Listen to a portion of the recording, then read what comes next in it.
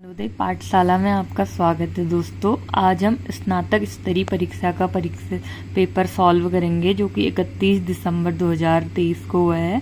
इसमें सबसे पहले हिंदी देखिए। निम्न में से सर्वनाम का भेद नहीं है, तो अतिवादी सर्वनाम का भेद नहीं है, बाकी अन्य है। 6 भेद होते हैं सर्वनाम के। अगला, जय की ज्वे ने, वी के क्वे ने में ज्वे का शब्द का अर्थ क्या है? तो इसमें ज्वे का अर्थ होता है घरवाई, जिसकी पत्नी नहीं है, उसका कुछ नहीं है कहने का मतलब है इसका। अगला है, सूची 1 को सूची 2 से मिलान कीजिए। तो समसामयिक घटनाओं पर आधारित पत्र पत्रिकाओं में प्रकाशित जो लेख होते हैं वो आलेख कहलाते हैं। किसी विशिष्ट समाचार पर विशेष विचारात्मक टिप्पणी जो की जाती है उसे संपादकीय कहते हैं। व्यावहारिक बातों एवं घटनाओं की मनोरंजक प्रस्तुति जो होती है वो फीचर कहलाती है। और किसी लंबी सामग्री को निर्धारित समय पर क्रमशः प्रसारित करना ये धारावाहिक कहलाता है। तो इसका आंसर हो गया हमारा 3 का हो गया ए आंसर। क का 3, ख का 2, ग का 4 और घ का 1।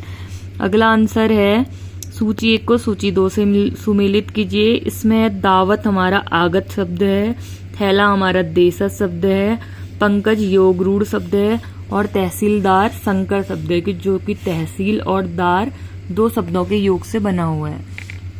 अगला क्वेश्चन तो इसका भी आंसर हमारा 4 का ए हो जाएगा। अगला भी, सूची 1 को सूची 2 से सुमेलित कीजिए।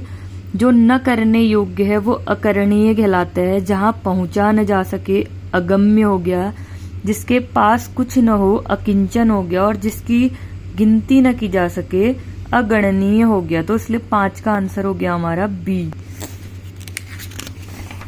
अगला क्वेश्चन देखेंगे, रेडियो में भाषा का स्वरूप क्या होता है? तो रेडियो में भाषा का स्वरूप होता है श्रव्य रूप होता है। श्रव्य और दृश्य श्रव्य ये संचार माध्यम के रूप होते हैं। तो रेडियो हमारा श्रव्य, हमारा केवल सुनते हैं रेडियो को। जैसे टीवी वगैरह है तो दृश्य श्रव्य में आता है।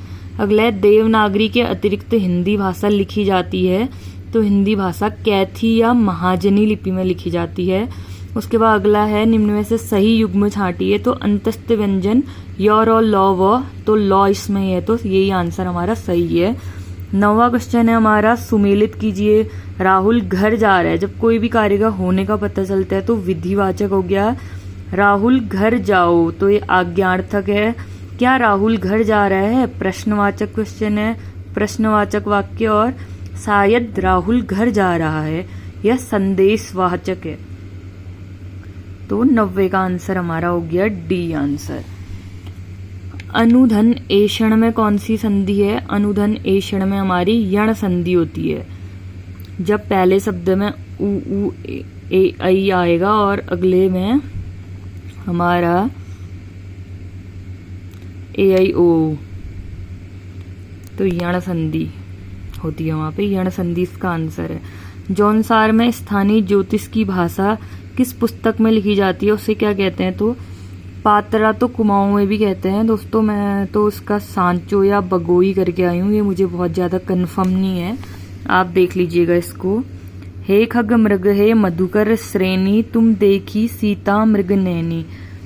तो मुझे मानवीकरण तो नहीं लगा ये अलंकार, क्योंकि यहाँ पे सीता का मानवीकरण रूप में वो तो होता है ऊसापन घट पर। जैसे हम प्रकृति की चीजों को मानव के रूप में लाते हैं, तो मानवीकरण उपमा भी यहाँ पे तुलना भी नहीं की जा रही, उत्प्रेक्षा बढ़ा चढ़ा करके भी नहीं। तो मैं तो रूपक करके आई हूँ इसका आंसर, अभी मैंने कंफर्म नहीं किया है। कुमाऊनी भाषा में आण किसे कहते हैं? तो पहेली को आण कहा जाता है। भतुआ भटा सेमी क्या है? इसमें मुझे कंफ्यूजन है दोस्तों, क्लियर नहीं है ये। अगला क्वेश्चन भी, ये गढ़वाली भाषा के शब्द हैं शायद। एक तो हम कुमाऊं से बिलोंग करते हैं तो हमें ये पता नहीं चल रहा है, आपको पता हो तो आप जरूर कमेंट कीजिएगा। आंखन है आंसू ऊनी, घुणन है जय की ऊनी।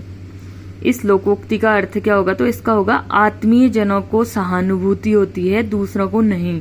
मतलब कि जो अपने लोग होंगे वही सहानुभूति, उन्हीं के आंसू आएंगे अपनी आंखों से, तो घुटनों से नहीं आएंगे। निम्न शब्दों में से कौन सा शब्द युग्म विलोम नहीं है? 17 का आंसर आसपास। पक्ष का विपक्ष होता है, पर थोड़ा का बहुत, नर्म का दृष्ट होता है। आसपास तो एक ही जगह की है, उसका दूर सुदूर कहीं हो सकता है।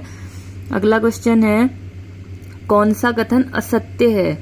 छिटाण का अर्थ बूंदाबांदी होने की स्थिति होती है, बरख का अर्थ वृष्टि होती है, झड़ का अर्थ लगातार कई दिनों तक होने वाली वृष्टि को ही झड़ कहते हैं। जब बहुत दिनों तक बारिश लगती है तो झड़ पड़ेगी वो कहते हैं। अगला इसका छिटाण का अर्थ अतिवृष्टि नहीं होता है, छिटाण का अर्थ कम बारिश होता है।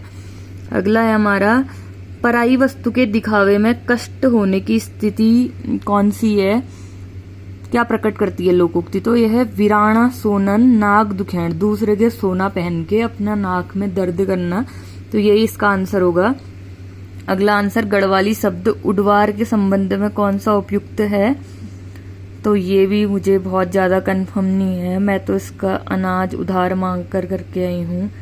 केवल 3 सही, बाकी आप लोग देख लीजिएगा।